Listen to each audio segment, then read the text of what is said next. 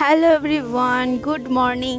তোমরা তো কম বেশি জেনেই গেছো আমি আমার দিদি বাড়িতে গেছিলাম পুজোতে, কালী পুজোতে আর কি। তো সেই দিন আমি ওখানেই থেকে গেছিলাম, আর থেকে যাওয়ার পরেই দেখো পরের দিন সকাল হয়ে গেছে, আর আমি সকালবেলা উঠে হাত মুখ ধুয়ে একটু ফ্রেশ হয়ে নিলাম।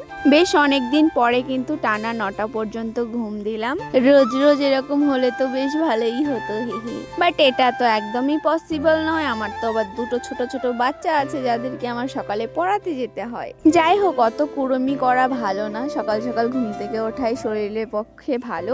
ছাদে উঠে দেখতে পাচ্ছিলাম আমার দিদি মন্দিরটা পরিষ্কার করছে, বিকজ কালকে রাতেই পুজো হয়েছে, তো আজকে তো পরিষ্কার করতেই হবে। তো সেই কাজে লেগে পড়েছে। আর আমার জামাইবাবু সকালবেলা এসেছে, আর আমার দিদির জন্য দেখো ফুল নিয়ে এসেছে। গরিবের ভালোবাসা। আমি আর আমার দিদি কিন্তু রাত্রে এখানেই ছিলাম, আর জামাইবাবু সকালবেলা আসলো। আর সকালবেলা উঠে আমরা খিচুড়ি খেয়ে নিচ্ছিলাম। এটা কাল রাতের প্রসাদ বলতে পারো। খিচুড়ি প্রসাদ খেতে কিন্তু আমার খুব ভালো লাগে। খিচুড়িটা খাওয়ার পরেই রোদ্দুরে বসেছিলাম, আর আমার দিদি, জামাইবাবু, আমার ভাগ্নে, আমার তাইমশাই সবাই আর কি খিচুড়ি প্রসাদ খাচ্ছিল। আর আমার ভাগ্নি ঘুম থেকে উঠে পড়েছিল, আমার দিদি ওকে খাওয়াচ্ছিল আর কি, কার্টুন দেখিয়ে দেখিয়ে। বাচ্চাদের এখন মানে কার্টুন না দেখে তো খেতেই চায় না। এরকম করতে করতে বাচ্চাদের অভ্যাসটাই খারাপ হয়ে যায়। কি করা যাবে বলো, এইভাবে ছাড়া তো আবার খায়ও না। বাচ্চাদের খাওয়ানো যে কতটা টাফ আমি সেটা ভালো করেই জানি। ছোট থাকতে অতটা বেশি প্রবলেম হয় না, যখন আস্তে আস্তে বড় হয় তখনই মনে হয় প্রবলেমটা আস্তে আস্তে শুরু হয়।